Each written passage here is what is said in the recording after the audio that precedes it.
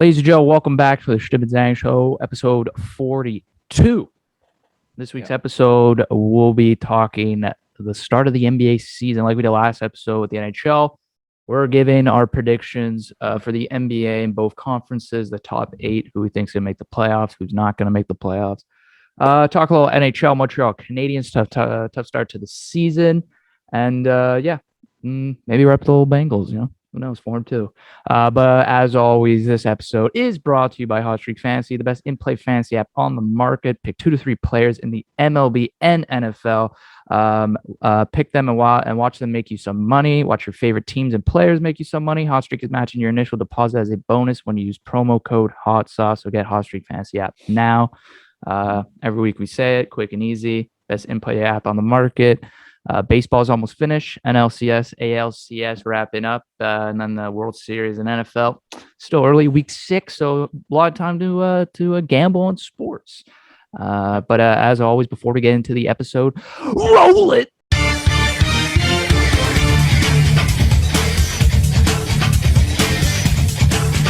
Welcome back to the Chtib Zhang Show. Like we said, episode 42. This episode, we'll be talking NBA, a little hockey. Eric, we got to mention shout out to the Bengals, Steelers. Both our teams won. Big wins, yeah. Eric, I was hold on, I'm in a podcast. Okay. Eric, Bengals. Pittsburgh.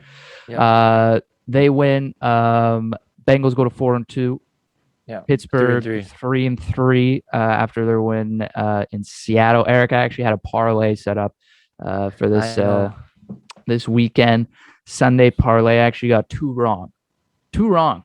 Could you believe that? Yeah. 2 wrong. Did I not tell you? I looked at the Seattle-Pittsburgh one. I said, I would bet on Pittsburgh, but obviously I'm biased. It was a very close. It was going to be a close game because if you look at that game, it was both teams are a little inconsistent right now. So.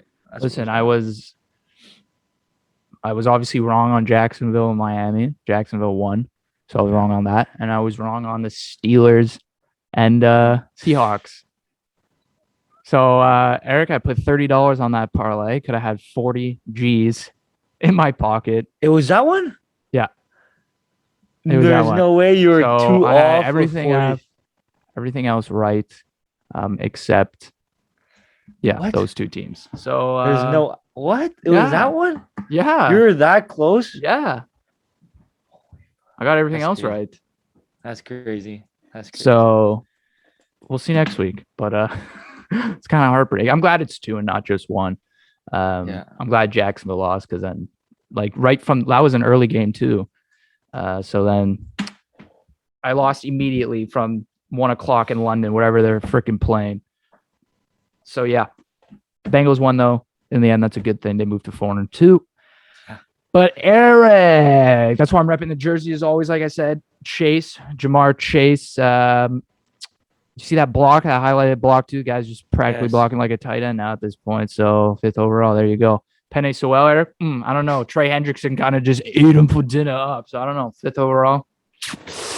Looking pretty good so far. But on to the NBA, Eric. Start of the NBA season happening Tuesday, and therefore we have to give our predictions in for the Wednesday episode released. So a little East and West conferences, Eric. We're just going to go one day. We're not going to do whatever the 16 because who cares about the teams that don't make the playoffs? All we care about is the teams that do. But there is a play-in tournament this year, right? I believe. Yep. So we have to take that into account. Giving our prediction. So let's jump into the West, Eric. The West, which I think is kind of when I was making my prediction, it was a little easier, I found, for me to do it compared to the East. So I'll go first with the West, and you can give me your say. Okay. But for the Western Conference in the NBA, Eric, number 1 on my list. You're gonna like this one, the Utah Jazz. Really? Okay. Well, really.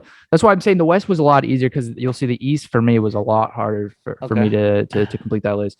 But Utah, they added some new faces. Rudy Gay, Hassan Whiteside. Jared Butler, March Madness hero. Yeah. But yeah.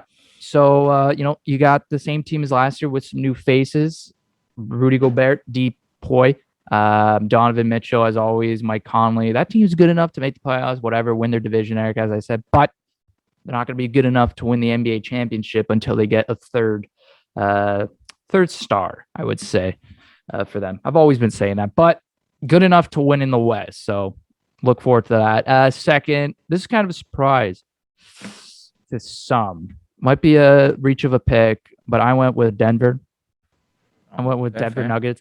A lot of people, what about LeBron and the Lakers? I don't know. I like Denver. Obviously, no. Jamal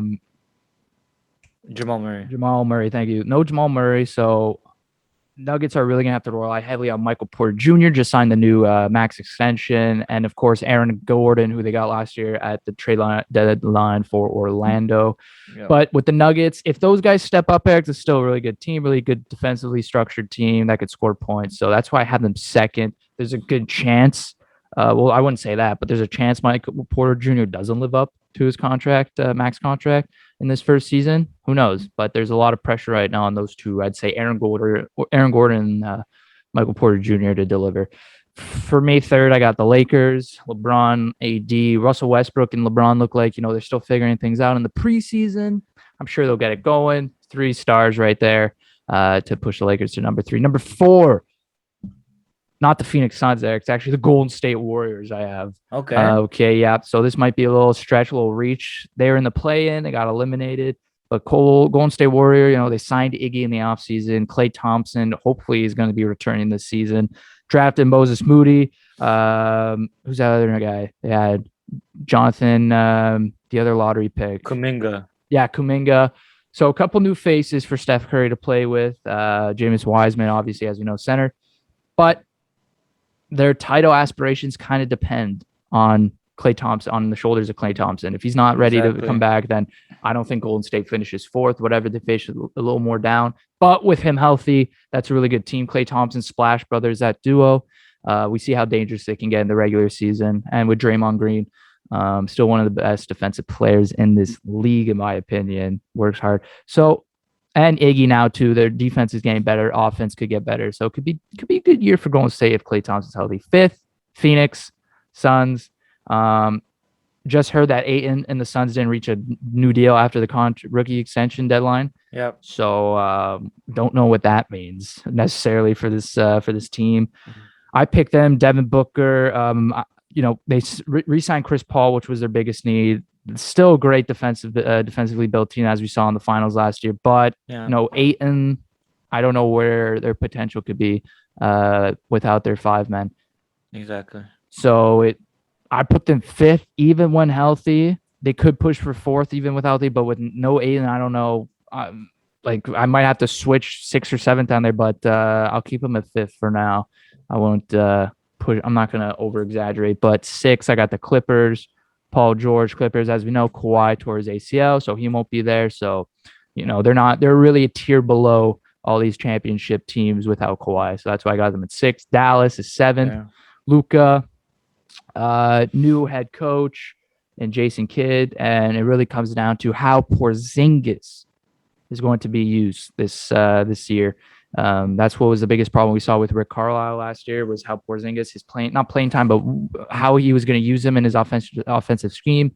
So it really comes down to that. It's a make or break thing for the Dallas Mavericks right now with Porzingis. 8, I went with either Portland's making or Memphis. It's Portland. They signed Larry Nance Jr. So they got they re-signed. They still re-signed Norm Powell, right? Yeah, they do. Yeah. So still a team, I think. Dame Lillard, obviously one of the best point guards in the league. CJ McCollum. I think that team's good enough to make the playoffs. If not, then I'd say Memphis with John Morant and Jaren Jackson Jr. He's healthy now, ready to go. That's why I got for my 8. Wow, so you left out some decent, good. teams. So yeah, so that means for me, Sacramento, Minnesota, San Antonio, OKC, Houston, New Orleans don't make the playoffs.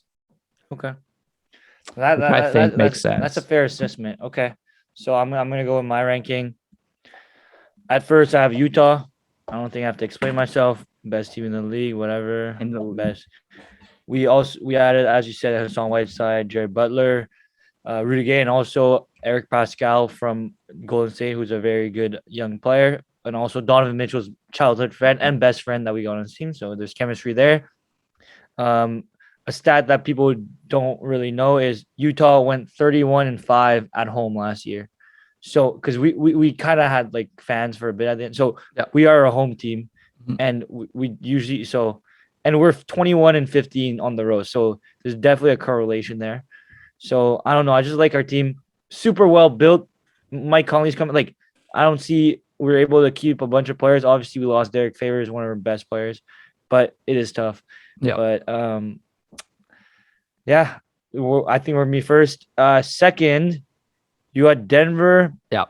That was my stretch pick, my dark horse. Not written. I'd call it a dark horse. Not. I kind of want to put Denver there too, just because of Jokic. But I feel like they're probably.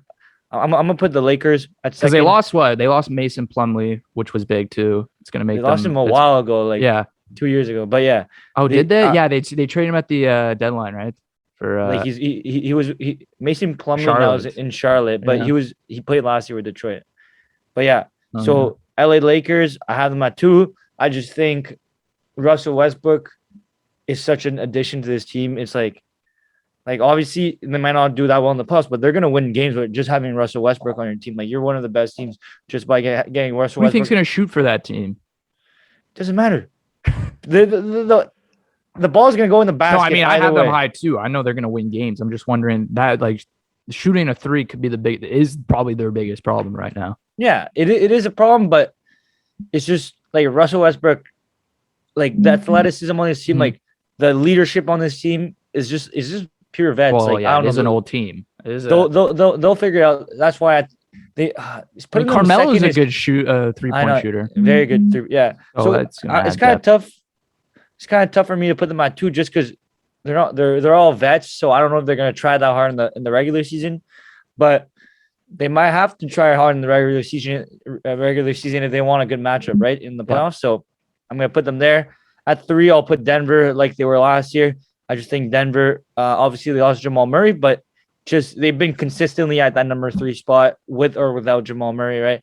Jokic is going to take a step up again. He's only 26 years old, I believe. Michael Porter Jr. just got signed. He averaged like 19 points, so he's going to push in the 20s. Obviously, defensively, he has to improve. And also, the reason why he dropped so low in the draft was because of the injury. So if he doesn't get injured and he gets better defensively, he'll be really good for this team. And I don't know. I'm excited to see exactly. Aaron Gordon. Aaron Gordon is only. They're well built defensively. I'd say they're gonna be a good team for sure. At 4, who do I want at 4? This is a tough one. I'm gonna put Dallas. I don't know if Dallas has. I just think Kristaps is gonna get like a really good. He's gonna have a really good season. Last year in the playoffs was atrocious. Yeah, everyone was like whatever. That's why it's up to Jason Kidd now to figure it out. Exactly, and they have a good team. Like just having Luka and Kristaps. That's good enough, and they still have players like Tim Hardaway Jr., right? So they're going to be a good team. I think they'll be 4th. 4th is reasonable for them. I kind of want to put Phoenix there, but I'll put Phoenix at 5. Phoenix at 5, same exact team as last year. Obviously, 18, there's an issue there. The only thing with 18 is because he's looking at Michael Porter Jr. right now. He's like, Michael Porter Jr., you just signed this huge contract. They're from the same draft. DeAndre Ayton was a first pick in that draft, and he's seeing all those players right behind him in that draft, like Michael Porter Jr., Luka Doncic, Trae Young, all these players, even like Jaren Jackson, they're all signing these huge deals. And then DeAndre Ayton's like, okay, I'm worth around that amount. Like, give me something near there. But he has been a bit inconsistent. Not inconsistent, but he showed up in the playoff, which is what should matter, right? If you're a good playoff performer, you can be shit. Like, if you're good in the playoffs, you're good in the playoffs. You know what I mean? Obviously, that's where I'm confused. I'm like, if Michael Porter Jr. is going to get a max, DeAndre Ayton should get one. Like, exactly I know how some like people saying, like, oh, he's not ready yet, or he hasn't proved himself and stuff like that. But okay, Michael Porter Jr. has been injured. He's a high touted prospect, right? High scouted prospect. He got injured, dropped. How many he played that one season, or how many seasons has he played? And then he had this 19 points average season. So this was his 4th season. Okay. Third season. Fully healthy? Like he's been healthy? Yeah. Okay. No, first season he didn't play. Okay. So He was that's what I'm drafted in saying. 2018. He was Yeah, drafted so in that's what I'm 2018. saying. Yeah. So like this is his high. This was his career best, 19 points per by game. far. But Yeah, I like, think it's okay, yeah. I don't know. It's just like that's kind of crazy. I feel like a that's max what I'm contract. saying. The only thing with DeAndre Ayton is because this guy's just as a center, it's hard to see the upside on a center, right? Other than if you're Joel Embiid, right? Because people had him compared coming in, they compare him to Joel Embiid. They're looking at this guy, super tall, like obviously having a good center, first overall pick is pretty common, but it's just for centers, they don't know if DeAndre Ayton like can you replace DeAndre Ayton easily with like a Mason Plumlee or like just because centers, there's a value in the center. It's like if you're not top 10, you're all around the same. Like you get traded easily. Like you know what I mean? Is he gonna be like a NS like is NS Cantor? Is it that big of a drop off? Like players like that. So I feel like the Suns they don't want to because most Commit of the that times much money exactly most of the times when centers get huge contracts they never live up to like that huge potential. So that's why I hear it's a bit iffy, but they're gonna be a really good team. They just signed Mikal Bridges to a contract. He's a really good player. Their whole team, Cameron Johnson, obviously Chris Paul is back. Devin Booker's coming back again. So that's a good team. I'm gonna have them at 5th. At 6, I'm gonna put Golden State Warriors with Klay Thompson come back and James Wiseman gonna take a step up. They're gonna be a good team. 7, I'm gonna put the Portland Trailblazers. I just think they're gonna with Dame's gonna find a way to make the playoffs. He's always been that 6, 7, 8 seed spot. He's gonna find a way. He's just like if he has to go in the playing game, he'll perform in the playing game. I'd love to. He's performed in the playing games before. Like he will do well. Like that's his thing. Like he's just clutch like that. He is. So obviously they're coming back with the same team, which is kind of tough. I know Norman Powell's a step up, but like, this guy needs help. Like obviously him and CJ they'll be good, but it's been like 5-6 years and it hasn't really done anything. Yusuf Nurkic hasn't really performed either. So this could be the last depending on Dame Lillard. I know he says he's a loyal guy and everything, but if he's not happy this year, I don't know. It could be the last season. And like I'm gonna be honest, like I know I'm a Utah, but who wants to live in Portland? Like, come on, like Portland. I've heard some bad things about. I'm surprised he's sticking it out this long. I've heard some bad things about Portland. People don't like Portland a lot, so I don't know. At 8, I'm gonna go. Oh, this one's tough. Right? I'm gonna throw. Oh, I didn't even say the Clippers yet. I obviously there you go. I kind of fucked up the rankings there, but the Clippers are gonna make. As you guys know, I come prepared to the episode, whereas Eric kind of just goes on the fly with everything. Whatever. But yeah, Clippers, they're gonna make the playoffs.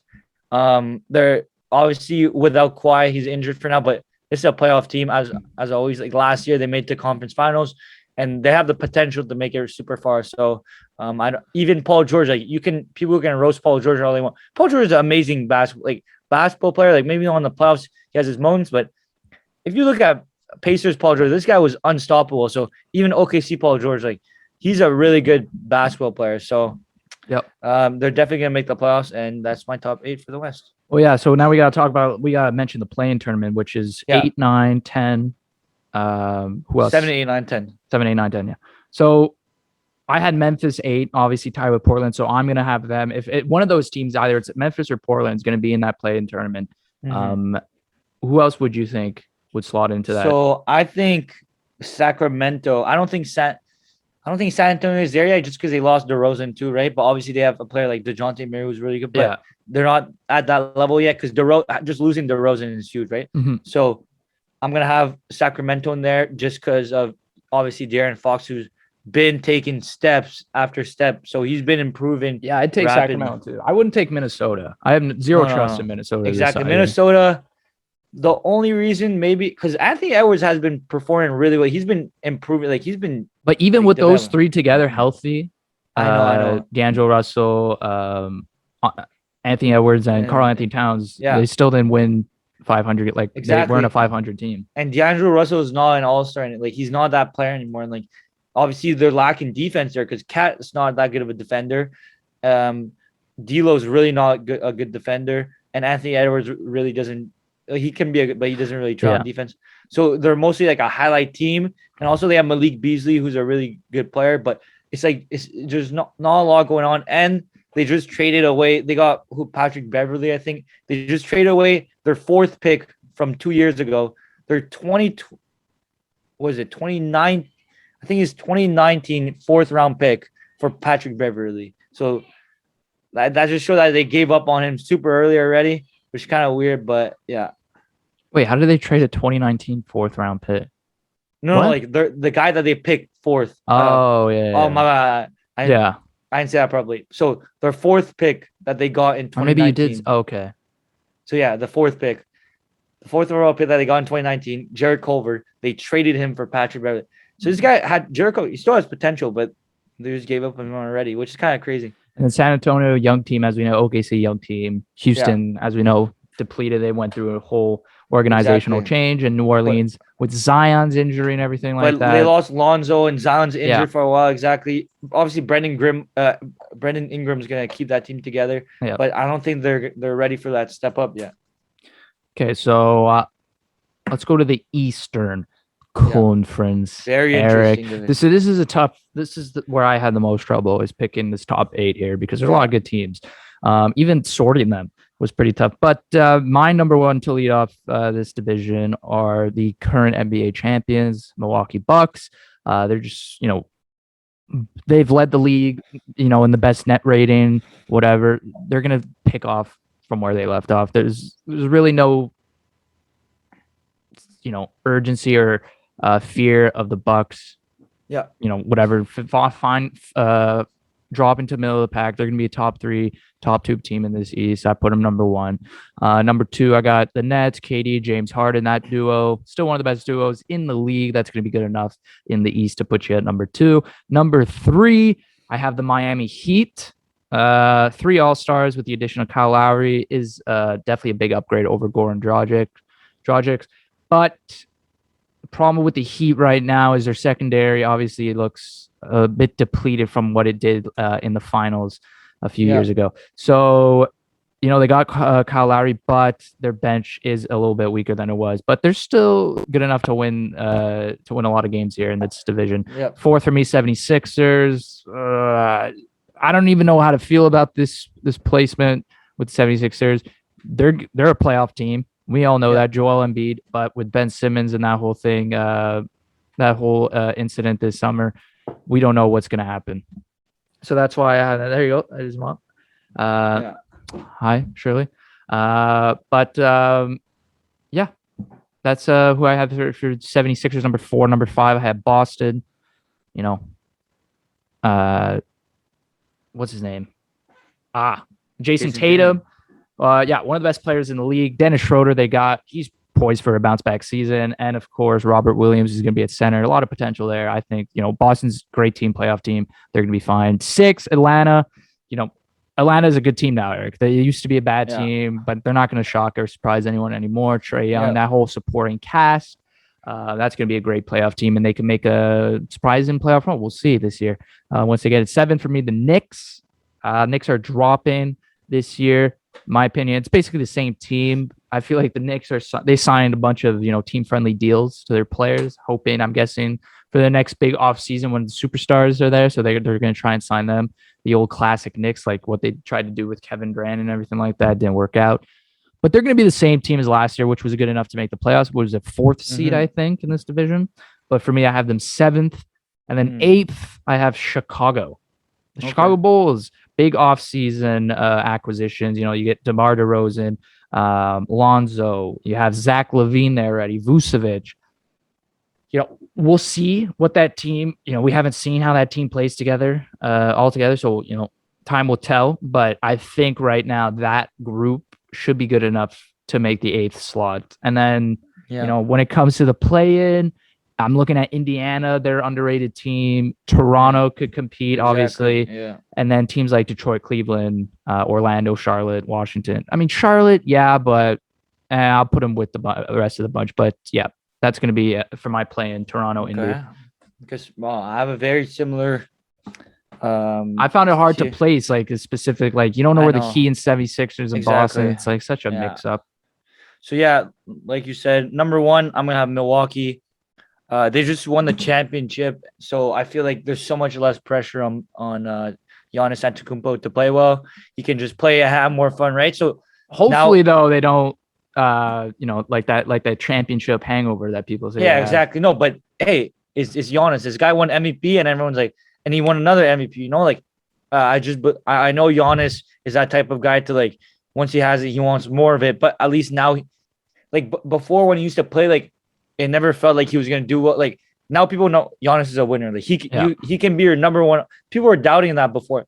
Now people know Giannis can be your number one option, and you can win championships with that, right? So, I'm very excited to see the new Giannis. He has a good jump shot now too, so I'm excited to see that. They have Drew Holiday, Chris Middleton come back, so it's a very good team. And people underrate Drew Holiday. Like Drew Holiday is literally one of the main reasons why they like Drew Holiday was very crucial, very important for them. So yeah, and then second, okay, I'm gonna put Nets like you did. I like the Nets, so I mean, yeah, KD, obviously James Harden, Kyrie, he's gonna be there from time to time. He has stuff going on, right? We already know that. They have a good team. There's not much to say. I also think they're gonna be second in the league. It's pretty fair to assume that. Third, did you have Miami too? Yeah, I did. Okay, I'm gonna put. What, you just want to take a picture of my list? Okay, I'm gonna change. Okay, no, you don't have to change. If you think the Heat are gonna be third, Eric, I have Heat at third.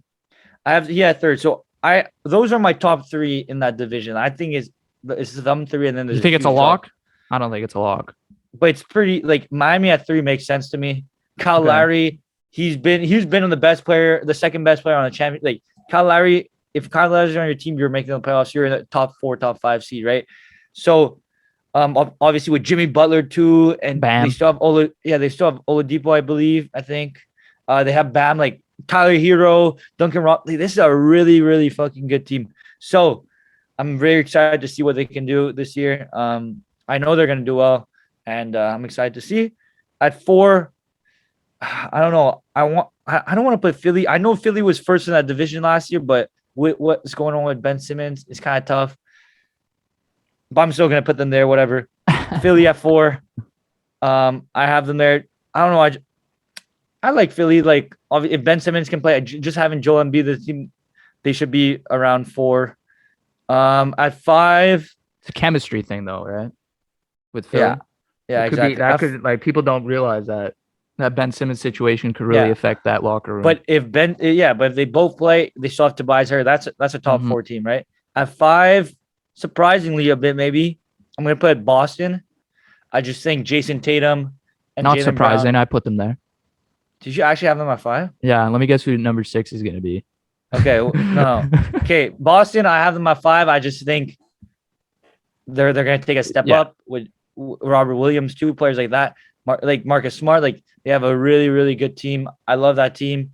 They still have young players that not a lot of people will know about, like Romeo Langford is gonna take. Like obviously, I know Carson Edwards isn't as good. Taco Fall is gone, but whatever. But they have a good team. Very well built. I think Bradley Stevens. I don't know if he's a coach, but he's still working. He's. I think he's up in the front office or something. Yeah, exactly. I forget what his actual title is. Not the coach though. But they've always had a solid team, so I'm gonna have them at 5. 6. I'm gonna put Chicago at 6. I really like Chicago's team. I love what they built. Just having DeRozan on the team, they have Zach LaVine. Obviously, the addition of Lonzo Ball, Alex Caruso. They still have players like Kobe White. They lost Larry Marketing, he had potential, but wasn't really living up to it. It's fine. They still have Patrick Williams. They have Vucevic. So I like that because they added, like, Lonzo is a very good defender. Alex Caruso is a really good defender. DeRozan is a decent defender. So they added that because Vucevic, LaVine aren't that good defensively. But now this is a stacked team. I'm so excited to see what they can do. At 7, kind of surprisingly a bit, I'm going to put, I think Pacers are going to be at 7. I know there's one team that's dropping. I don't like this team, so that's why I'm dropping them. Okay, yeah. So, yeah, I'm going to put Pacers at 7. hey, they have a good team. They have T.J. Warren, Karis LeVert, Malcolm Brogdon, right? Sabonis, who's really New good. They still have coach, new coach. They Rick still have Miles Carlisle. Turner. So this is a good team. And Underrated, I think I'd say. Very, very very underrated. They've always been really underrated. They have defense, offense. So I'm excited to see what Rick Carlisle can do to that team too. At 8, I don't know, man. I don't believe in this Atlanta team. They might prove me wrong, but I have them at 8. I just don't think. I don't. I'm not. I know they made the conference finals, but I'm not saying it's a fluke because it's just No, I they can have see a that. good I team. can understand that. Like I don't know. They're a good team, but they might be even number 1 in the league. But I have them at 8. I'm gonna stick to 8. I think they're gonna drop. That's why I was saying this division's tough, or this conference is So tough. I know I might. It's a tough look because they might be number 1 in the league, but I have them at 8. You think I'm they might be sticking to number it. one in the league? They could, bro. They no number 1 their conference, but Oh they yeah. could. Atlanta could How do realistically you be up have there. number one and then you have them making the 8th seed? Hey, bro, that's what you get with Trae Young. This guy's like not inconsistent, Streaky? but like he's up and I've always had an up and down relationship with Trae Young. I'll be honest. Like I hated him. I hated him at first. I thought he was gonna be a bust. First year, he kind of proved me right, and then I was like, oh, I kind of when he started doing bad, I was like, okay, I see some I potential. don't think it's on Started doing, Trae Young this. I think Trae Young's in a ball like he usually does. I think yeah, it's on the supporting cast to really but they have a determine. good supporting Exactly. cast, right? They have John Collins, Clint Capella, DeAndre Hunter, Yep. Kevin Herter, and even like Cam Reddish, right? So Gallinari's still on that team? I think so. I think he's. I do believe so. So yeah, I have them at 8, 9.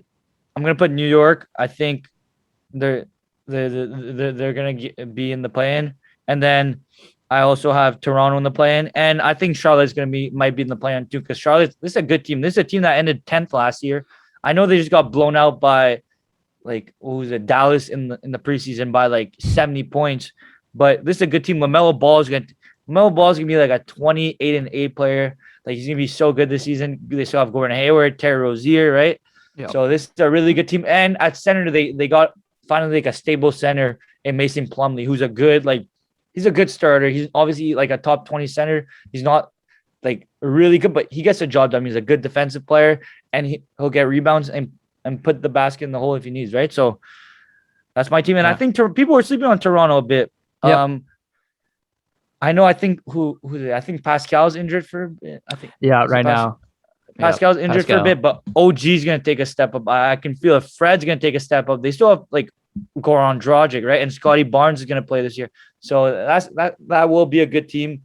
So yeah, I'm excited. Will it be a good team to fit into the top 8? I don't know. I think they could definitely make the play-in for sure. Yeah, that's where I expect them to be, but maybe over the I'm not even sold on the Knicks. We'll see. I have them 7. We'll see.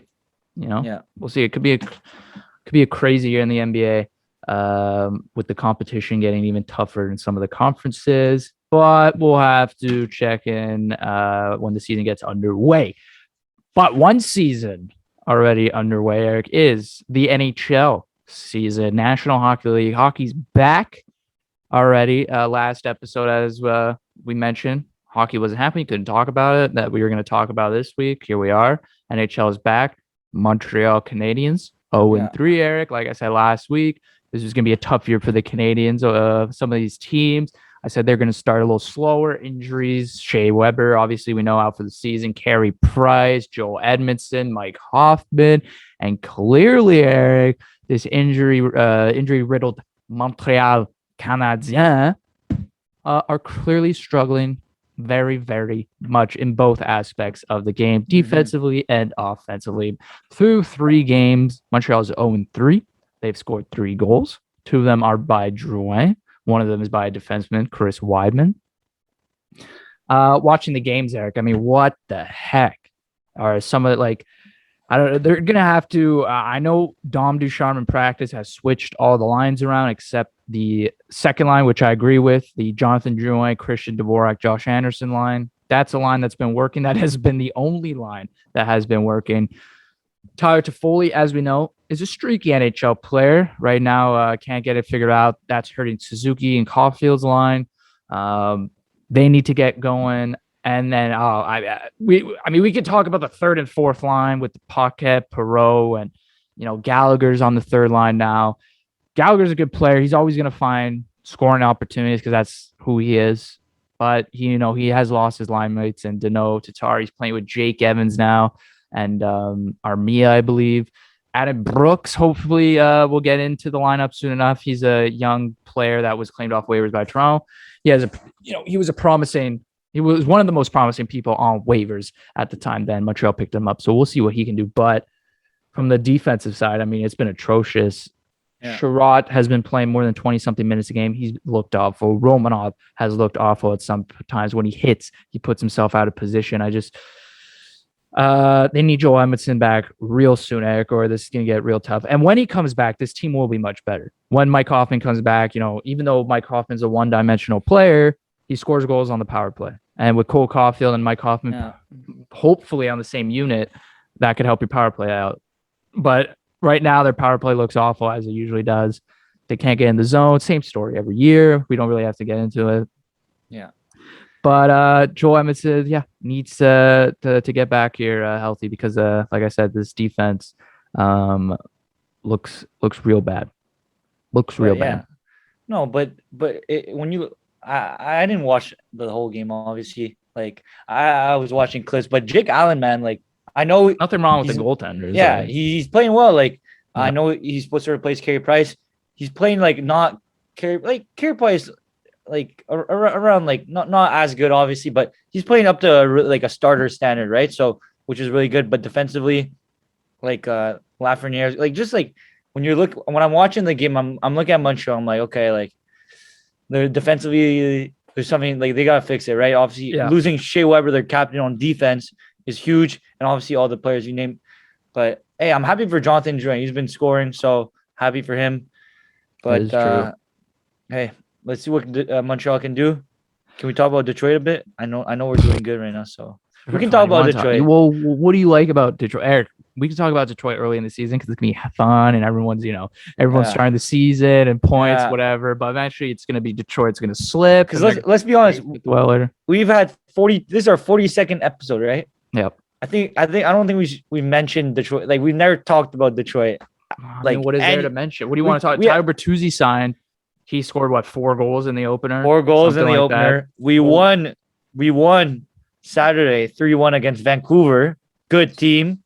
Yeah. We almost beat the Tampa Bay, the reigning double champs, right? We almost beat them. We blew 2-3 goal leads, whatever. So why don't you tell me what neglected, high-touted prospect that was ignored by their team and traded to Detroit that is playing well right now? Because you know how you guys always pick up Brandon Peary or you just guys always pick up these guys who go on hot streaks or what's it, Robbie Fabry, you know what I mean, stuff like that. I know. Hey, we do that. Hey, it worked. Who do you think was playing real well for Detroit? But not from a trade, but Moritz Seider, man, 3 points in 2 games. Hey, that's a good. And Lucas Raymond has been playing a bit too. So our team's different, man. I know we lost Jacob Verana to injury, but hey, this year's team, man. I'm telling you.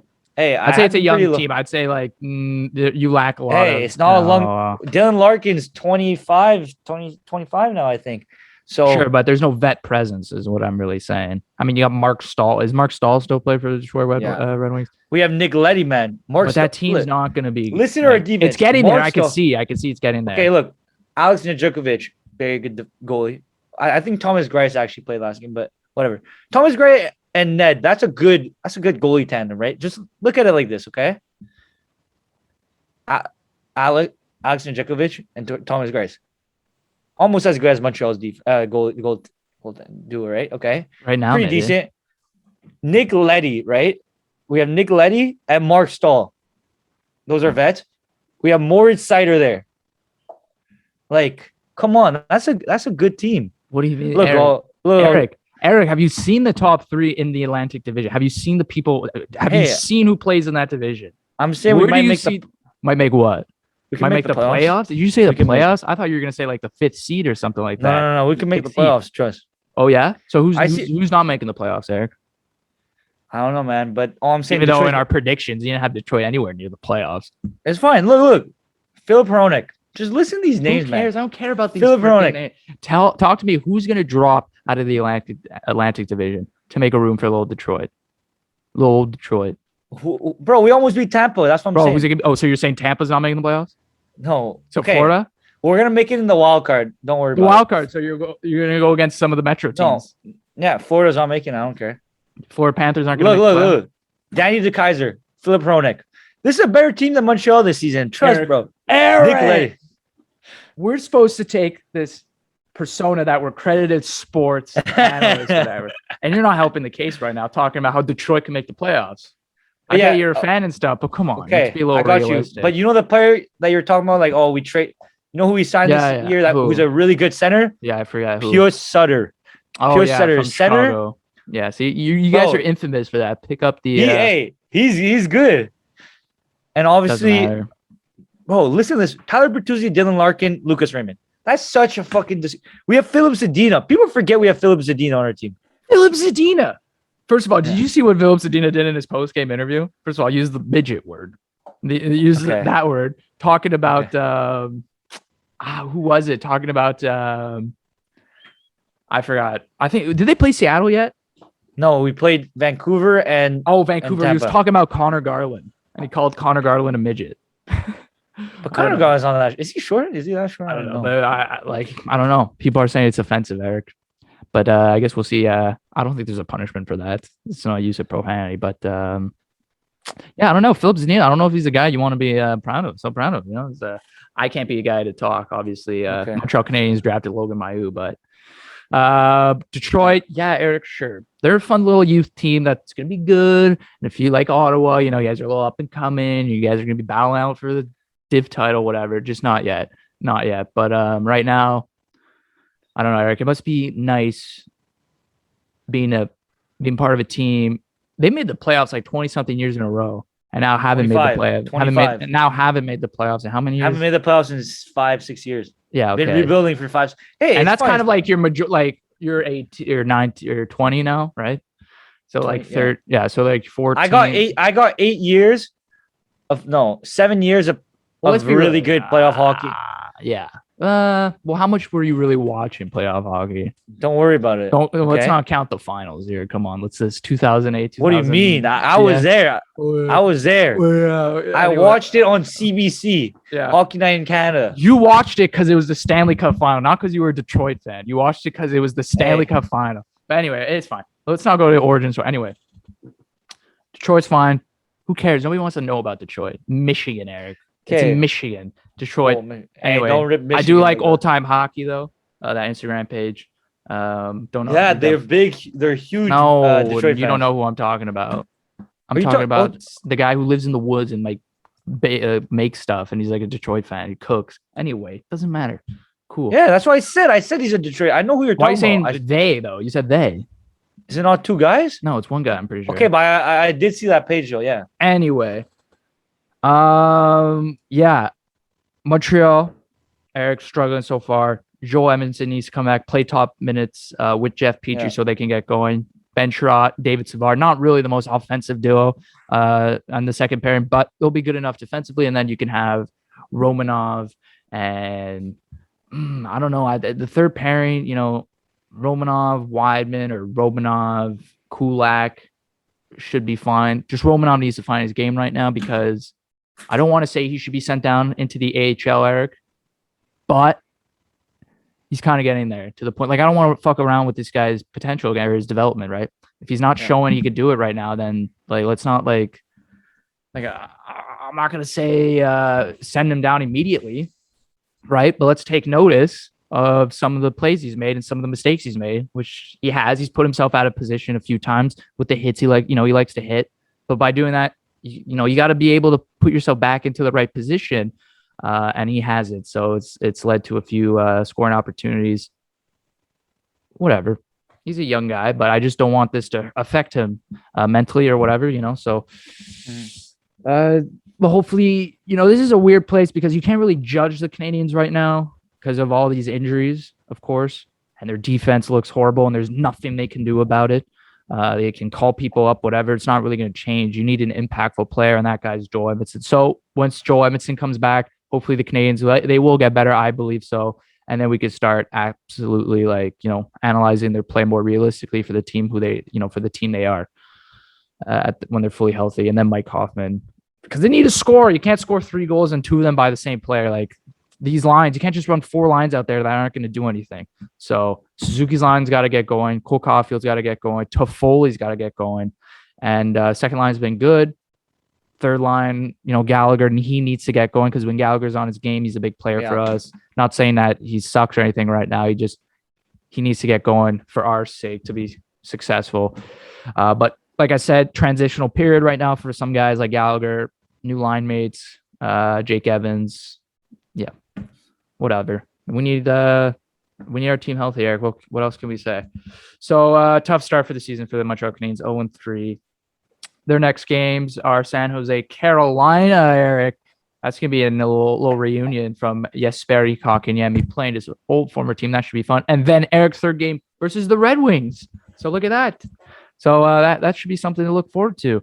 To talk. You're saying Detroit's a better team than Montreal. We'll see. Let's not forget when we whooped you guys 3 times in 1 year. Hey, 4. I'm pretty sure. 4 times. Swept us 2 years ago. Hey, I'm still a Montreal guy. I love Montreal, but when it comes to Detroit and Montreal, obviously I have my team, but I'm not hating on Montreal. Like I love Montreal. I just love Detroit more.